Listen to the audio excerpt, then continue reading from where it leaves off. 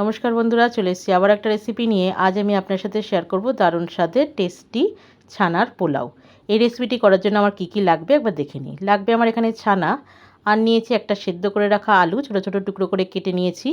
লাগবে গোটা গরম মশলা, আর নিয়েছি গোবিন্দভোগ চাল ভালো করে পরিষ্কার করে ধুয়ে জল ঝরিয়ে নিয়েছি, আর নিয়েছি কিশমিশ কাজু। প্রথমেই একটা বাটিতে আমি 1 চামচের মতো আদা বাটা নিয়েছি, তাতে আমি দিয়ে দিলাম 2 চামচ টক দই।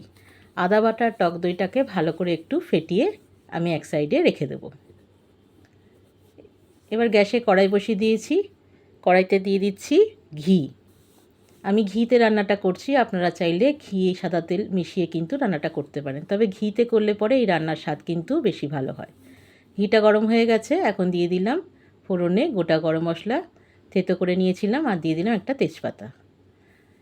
এখন দিয়ে দিচ্ছি এখানে জল ঝরিয়ে শুকনো করে রাখা গোবিন্দভোগ চাল। ভালো করে ঘিয়ের সাথে একটু ভেজে নিতে হবে। হালকা ভাজা ভাজা হয়ে গেছে, এখন আমি এতে দিয়ে দেব দই আর আদার মিশ্রণটা। আপনারা চাইলে দই আর আদাটা কিন্তু চালের সাথে ভালো করে মেখে রান্নাটা করতে পারেন, কিন্তু আমি একবারে কড়াইতে দিয়ে চালের সাথে ভালো করে মিক্সড করে নিচ্ছি। ভালো করে একটু ভেজে নিতে হবে।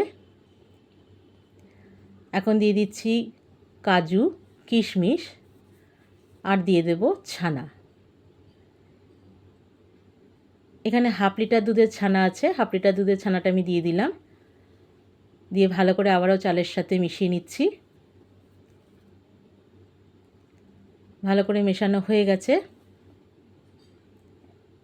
এখন আমি এতে দিয়ে দেব সেদ্ধ করে রাখা আলু, আর দিয়ে দিলাম 2টো কাঁচা লঙ্কা। আপনারা যদি আলু খেতে না চান তাহলে আলু না দিলেও হবে। এবার দিয়ে দেব জল। আমি এই বাটির মাপ করে 1 বাটি চাল নিয়েছি, আর এই বাটির মাপ করেই আমি 2 বাটি জল দিয়ে দেব। জল দিয়ে দিলাম, এবার ভালো করে নাড়াচাড়া করে নিচ্ছি। আপনারা খেয়াল করেছেন আমি এখনও পর্যন্ত কিন্তু কোনো রকম নুনের ব্যবহার করিনি। এখন আমি এর মধ্যে দিয়ে দেব পরিমাণ মতো নুন। নুন দিয়ে দিলাম, ভালো করে নাড়াচাড়া করে দিচ্ছি। এবার ঢাকা দিয়ে একদম কম আঁচে আমি এটাকে রান্না করে নেব। দেখুন জল অনেকটা শুকিয়ে গেছে, একটু জল আছে। এখন এই অবস্থায় আমি ভালো করে নাড়াচাড়া করে নিচ্ছি। চালটা সেদ্ধ হয়েছে কিনা একটু দেখে নেব। হ্যাঁ, সেদ্ধ হয়ে গেছে। এখন এতে দিয়ে দেব চিনি। অবশ্যই চিনিটা দিতে হবে, এটা একটু মিষ্টি মিষ্টি হবে পোলাওটা। যেহেতু ছানার পোলাও, এটা কিন্তু একটু মিষ্টি মিষ্টি খেলেই বেশি ভালো লাগবে। চিনি দিয়ে ভালো করে চালের সাথে আবারও মিশিয়ে নিচ্ছি। মেশানো হয়ে গেছে, এখন এতে দিয়ে দেব ঘি।